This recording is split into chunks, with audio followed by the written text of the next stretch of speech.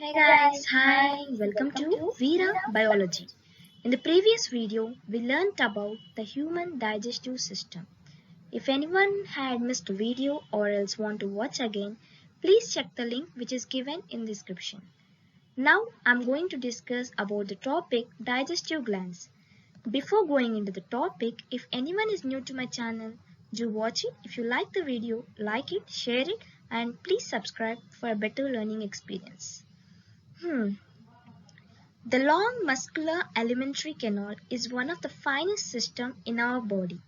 However, the process of digestion cannot really get completed without chemical digestion of food. Just like mechanical, even chemical breakdown of food is extremely important. And which part helps in this process? Well, there are organs called glands scattered throughout the digestive system, and they are known as digestive glands, and these helps in secreting the necessary enzymes in the process of digestion. Just like the every part of the alimentary canal which is having a specific role in the process of digestion, similarly each gland secretes digestive juices which helps in completing this process. Let's learn about these important glands in detail in this video. What are the glands? A gland is an organ which produces or releases substances and perform a specific function in the body. Glands which are present in digestive system are nothing but digestive glands. Now, digestive glands are given here: salivary glands, gastric glands, intestinal glands, liver, pancreas. Here, what are digestive enzymes? Digestive enzymes are biocatalysts which break down food into small nutrients so that it can be absorbed, and this may be called as chemical digestion and act along with mechanical digestion, which is chewing and churning, and allows for maximum absorption. Let's learn about the salivary glands in detail in this slide. There are three pairs of salivary glands in man. First one, parotid glands, which is present below the pinna, or we can say it's present in inner surface of the cheeks. And next, submaxillary glands, it's otherwise called as submandibular glands, present at the angles of lower jaw. And sublingual glands, which is present below the tongue. Salivary glands are formed of serous cells and mucus cells, and these cells secrete saliva. And saliva contain water, salts, mucin, and the enzyme salivary amylase. And this salivary amylase is otherwise called as thiolin. And this is useful in starch digestion. For example, starch is digested to maltose. And the saliva also contain lysozyme, which is useful for killing bacteria. And pH of the saliva is 6.8.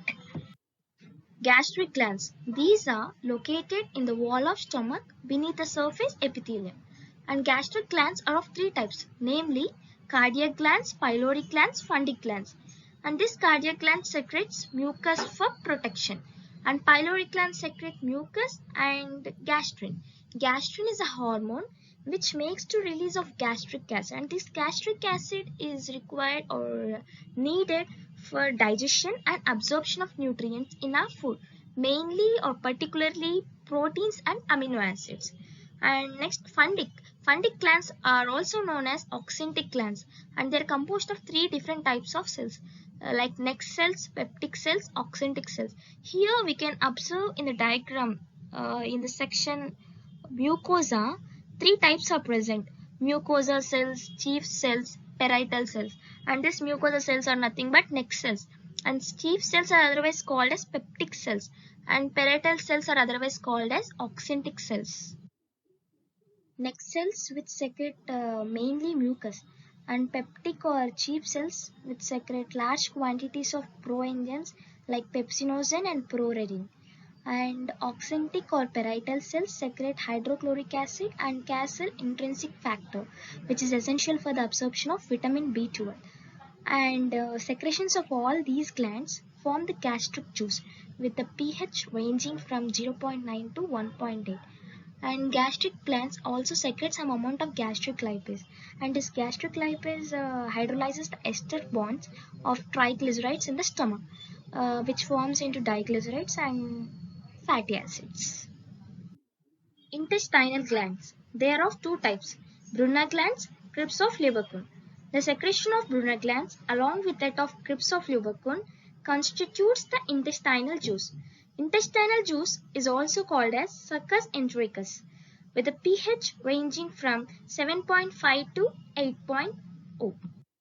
Intestinal juice contains enzymes like peptidases such as tripeptidases, dipeptidases, aminopeptidases, and disaccharides such as sucrase or invertase, maltase, and lactase. It also has small amounts of intestinal lipase and the enzyme activator enterokinase. And here we can observe in the figure given, it has Paneth cells lining the bases of intestinal glands, and these cells secrete lysozyme. This lysozyme is useful for killing the bacteria that escape destruction in the stomach. Liver is the largest gland of the body, weighing about 1.2 to 1.5 kg in an adult human. And the main function of the liver is to secrete bile juice. Bile juice is stored in the sac-like structure called a gallbladder. And liver plays a key role in carbohydrate metabolism like glucogenolysis, gluconeogenesis, and lipogenesis.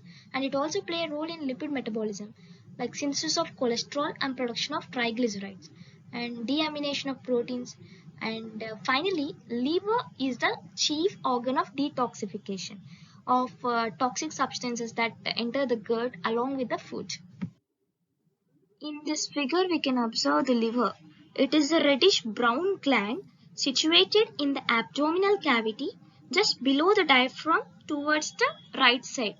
And this green color part is nothing but gallbladder, where bile juice is stored.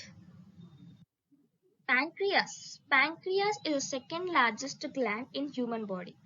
It's a mixed gland situated between the limbs of U-shaped duodenum and is cream yellowish in color. And it secretes pancreatic juice which contain protease, amylase and lipase enzyme. And these juices take part in the digestion of carbohydrates, proteins, lipids by breaking them into simple substances. For example, amylase breaks starch into maltose, and while lipase breaks complex fats into simple fats.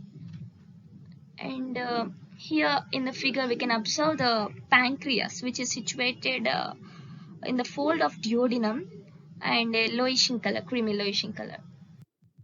Thank you.